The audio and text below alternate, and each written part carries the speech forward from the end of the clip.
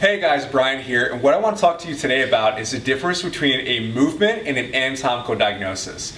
When you're having pain and stiffness, when you're not able to do the activities that you want to do, even daily stuff like trying to get sleep at night, trying to get out of bed without having to warm up for 30 minutes, we want to understand why this happens. And that's going to give you a better idea of where you need to go to get back to those things that you want to do and not have these symptoms or problems. So there's two things you need to look at. You need to look at, number one, the anatomical diagnosis, but even more important, and sometimes what happens before that, you should be looking at your movement diagnosis. A lot of times in our traditional system, you have an issue like this, and the first thing we think is, well, we need to go to a physician or we need to go to an orthopedic surgeon and get some type of imaging.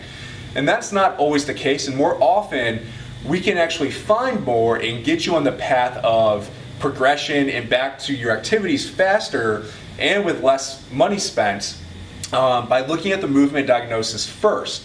So we want to look at a couple of differences with these. So number one is anatomical is very specific to the muscle or joint that's having pain, stiffness, or instability or some type of issue. When we look at the movement diagnosis, it's looking at the bigger picture.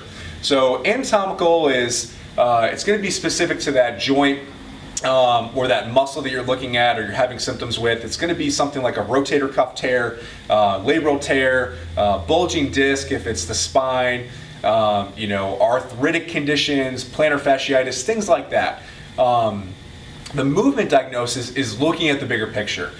If you're having a shoulder issue, for example, we're going to look at not just the shoulder joint, but we're going to look at the scapula. We're going to look at your trunk position. We're going to look at how you bend forward, bend backwards, how you move your arms overhead, how you rotate. So we're looking at everything because any one movement that you do is not done by one single joint or muscle.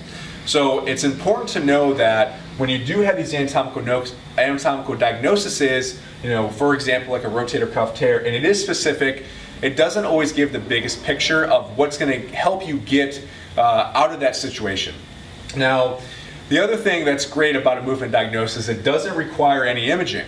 As with an anatomical diagnosis, we see that when you go to these traditional routes and you see physicians or orthopedic surgeons or even chiropractors or even PTs for that matter, they're going to say, well, we need to do some type of imaging to see what's going on.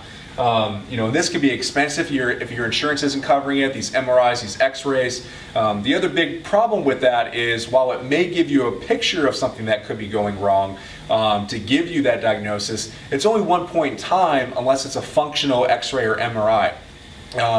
If you ever had one, then you're sitting there for a while, you're sitting there for a few minutes if it's an x-ray, so it's not taking into account that you're moving throughout the day. So your joint position or that tissue in that joint could be looking different, whether your knee's straight or your knee's bent. And the third thing that I think is the most important when it comes to the differences is that with an anatomical diagnosis, and again we'll use the example of a rotator cuff tear or bulging disc, is that when someone tells you that, then it's always in the back of your mind. Let's say you have that shoulder planer, you can't bend over, or you got hurt, doing some deadlifts. If you had that issue and now you're still having that pain, someone could say to you, and I hate when people do this, but they say, well, you have this anatomical diagnosis of rotator cuff tear. You probably shouldn't be lifting overhead because it could get worse. And it could be true, but the bigger thing is when we look at the movement diagnosis, we can help give you a bigger picture or a better understanding and more confidence on what's actually happening. I always try to tell people that come in here and we help, there's a couple things that we can do.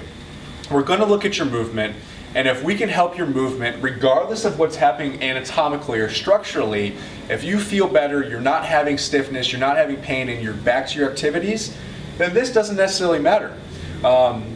When we look at the big picture, a lot of times with people that have these diagnoses or have pain, it's something going on movement-wise. It's typically something muscle-related where they're loading wrong and they're just creating irritation to that tissue. So understanding that if something's wrong with your movement, it can give you an idea of, okay, I need to work on my movement first, and then if my movement's better and I still have these issues, then we can start looking towards the anatomical route. This is that's the situation where we have our clients in that first 2 visits. If we're not seeing any progress, if we're not getting them any relief and their movement continues to improve, then there could be something anatomically or structurally wrong that we're going to refer out to orthopedic surgeons that we recommend that can do these imaging, that will look at those specific joints a little bit closer than what we can do here. So all in all, make sure that when you have pain and stiffness, you're addressing both. And a lot of times, make sure you try to get that movement diagnosis first. It's going to help give you an idea of whether you need to go this route. It's going to help you get to your solution faster. And it's going to save you money, and it's going to save you, most importantly, time to getting you back to those things that you want to do and achieving those goals that you have. So, and if you want to have it, if you're in the Raleigh or Durham area, we're more than happy to have you guys come in and have a free discovery consultation that we do. It's about 20 minutes. We're going to sit down and we're going to talk with you about your situation, and then we're going to watch you move. And we're going to tell you, we can tell you very quickly with our team of specialists here, whether this is something we can help you with movement, or if this is something that anatomically you probably should be looking at this first to understand what's going on. So if you have any questions, go ahead and email us or call us. And if you're interested in doing a free discovery consultation, we have a sign up below that'll take you to the page where you put all your information in, and we can get you in quickly and help you get you to the right solution that's going to be best for your needs. So thanks for stopping by today, and have a great one.